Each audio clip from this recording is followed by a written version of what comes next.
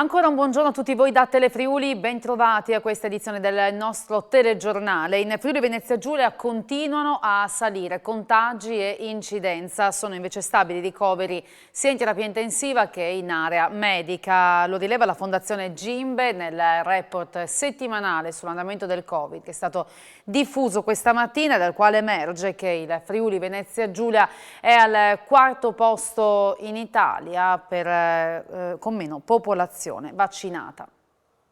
Salgono ancora incidenza e nuovi casi, ma restano sotto controllo i numeri dei ricoveri. È la fotografia scattata dalla Fondazione Gimbe sull'andamento del Covid-19 in Friuli Venezia Giulia nel consueto report settimanale. A livello regionale i contagi nel periodo 1-7 settembre salgono a 114 ogni 100.000 abitanti, erano 107 giorni fa, ma con notevoli differenze territoriali. A Trieste infatti l'incidenza è salita a 130 positivi ogni 100.000 abitanti, mentre nel Friuli occidentale si attesta a 64, nell'Isontino a 54 e nell'ex provincia di Udine a 45.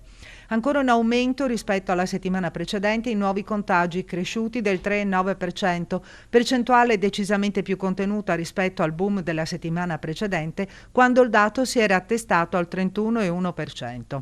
Restano ampiamente sotto la soglia, rispettivamente al 10 e al 15%, i ricoveri in terapia intensiva, al 7%, e quelli in area medica al 4%, esattamente come la scorsa settimana.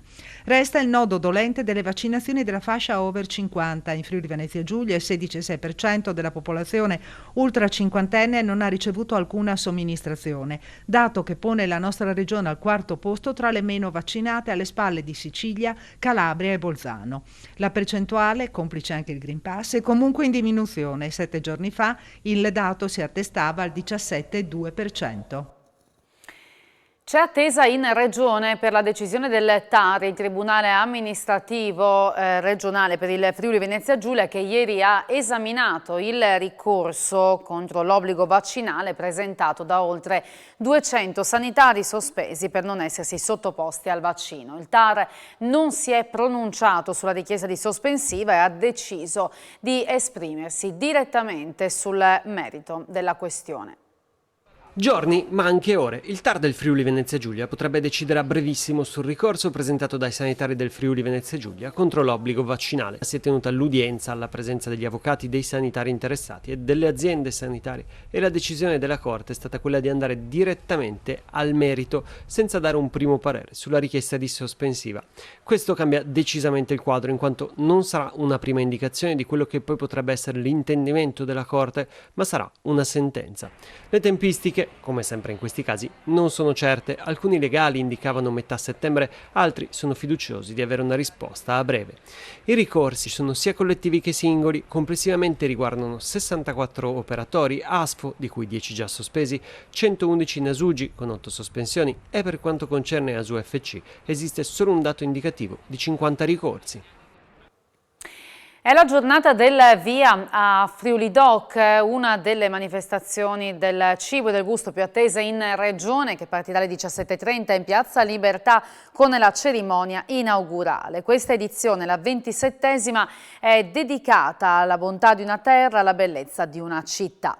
Alla cerimonia parteciperanno il sindaco Pietro Fontanini, il presidente della regione Massimiliano Fedriga, l'assessore al turismo Sergio Bini, e sul palco saliranno anche 2 campioni delle recenti Olimpiadi: Mara Navarria bronzo nel fioretto a squadre e Jonathan Milan oro nell'inseguimento a squadre. Ciclismo a Tokyo 2020, si accederà solo con il Green Pass e sarà attivato un punto vaccinale. Alla festa enogastronomica, che si concluderà domenica, si aggiungeranno le celebrazioni per il compleanno numero 798 della città di Udine e le iniziative per la Fiesta delle Patrie dal Friuli. E ieri il sindaco Pietro Fontanini ha emesso un'ordinanza per garantire il regolare svolgimento della festa. Ascoltiamolo. Il Green Pass obbligatorio non verrà controllato all'entrata, ma però le persone devono sapere che se saranno controllate e saranno prive del Green Pass saranno soggette a delle sanzioni amministrative. Questo perché è previsto dai dispositivi del governo che quando ci sono delle fiere, delle grandi aggregazioni, sagre, bisogna avere il Green Pass.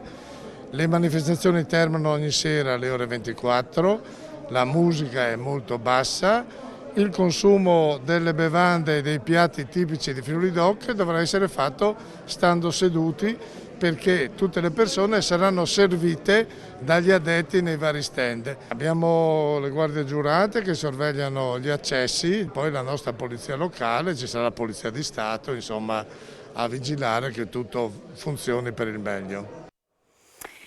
Giorgio Basile, il nuovo comandante provinciale dei Vigili del Fuoco, è stato presentato questa mattina, lo ha sentito per noi Paola Treppo.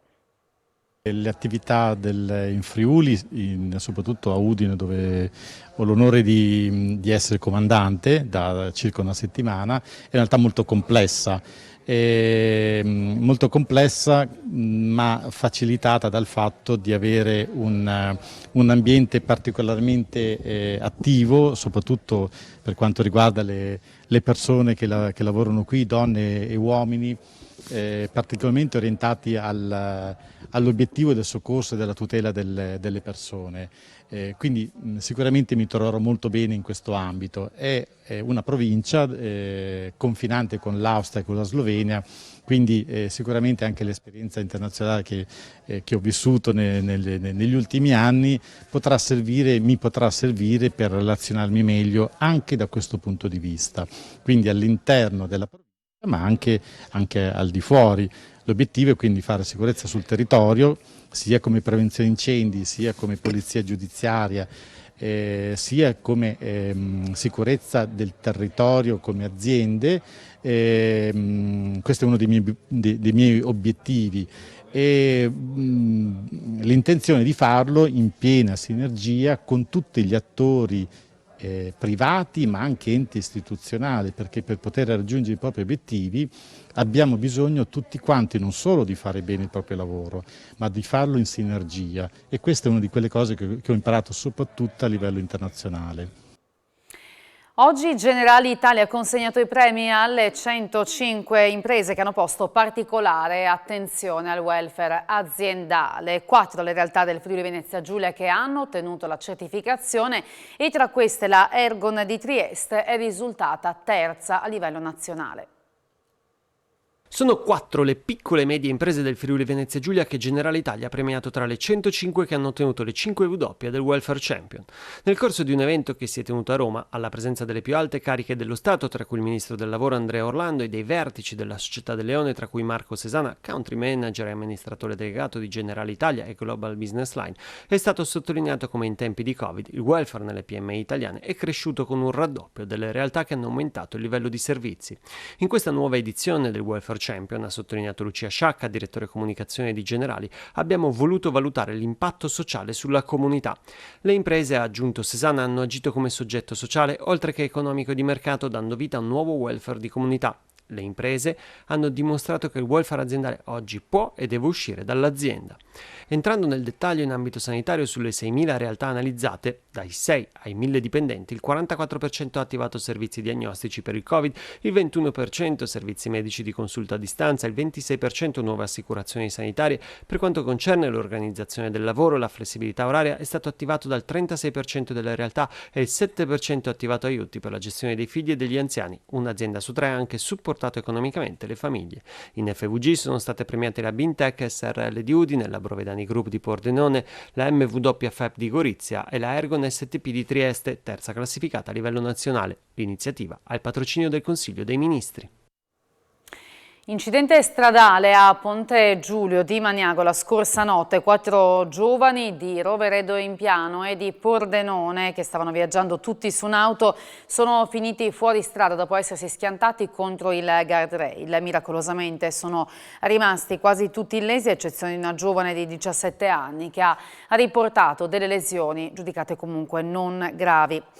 È stato necessario chiudere l'autostrada dalle 20:45 alle 21:30 di ieri sera a causa di un incidente che è accaduto tra Latisana e Portogruaro al chilometro 461 in direzione Venezia, coinvolta una bisarca che ha perso 2 auto che stava trasportando. C'è stato anche uno sversamento di carburante, il blocco ha creato rallentamenti e una coda di 1,5 km e dopo la riapertura si sono formate code fino alla mezzanotte.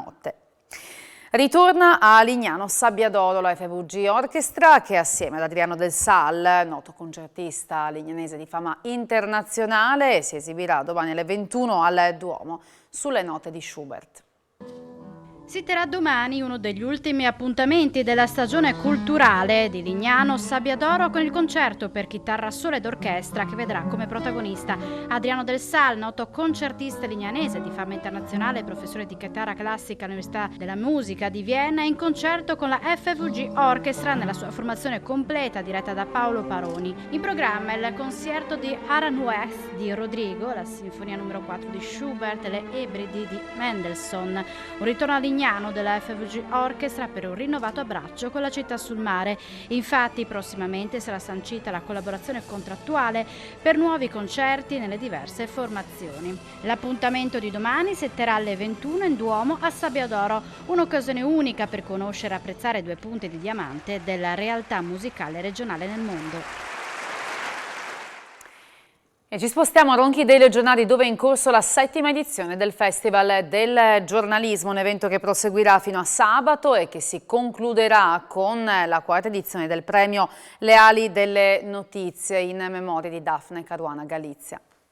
Libertà di stampa, mafia, legalità e politica della Seconda Repubblica sono i temi che a Ronchi dei Legionari hanno tenuto banco nella giornata di apertura del Festival del Giornalismo, kermesse organizzata dall'Associazione Culturale Le Ali delle Notizie, che quest'anno celebra la 7ª edizione con una 5 giorni sino all'11 settembre di 60 incontri e panel di discussione con più di 100 ospiti, una masterclass e 12 presentazioni letterarie con 2 letture sceniche arricchite da 2 mostre. All'inaugurazione tenuta nel palatenda che fiancheggia l'auditorium comunale con il presidente di Le Ali delle Notizie Luca Perrino hanno preso parte il sindaco di Casa Livio Vecchiet ed il consigliere regionale Giuseppe Gersini. Per Ronchi dei Legionari questa edizione del Festival del Giornalismo è particolare non solo per le problematiche causate dal Covid, ma soprattutto per la recente scomparsa della vicepresidente di Le Ali delle Notizie, Cristina Visintini, figura che ha segnato il corso del festival, senza la quale, a giudizio del presidente Perrino, la messa in cantiere di quest'anno non sarebbe stata possibile. Al taglio di nastro simbolico di una intensa 5 giorni fra dibattiti, scambi, rievocazioni e presentazioni sul mondo del giornalismo e sull'evoluzione della società, dell'economia e della politica, è seguita la presentazione del libro edito da Mondadori Reagan, il presidente che cambiò la politica americana, del direttore del TG2 Gennaro San Giuliano, in dialogo con Pietro Comelli, vice caporedattore de Il Piccolo. È tutto, io vi lascio agli approfondimenti con A voi la linea. Grazie per averci seguito, buona giornata, arrivederci.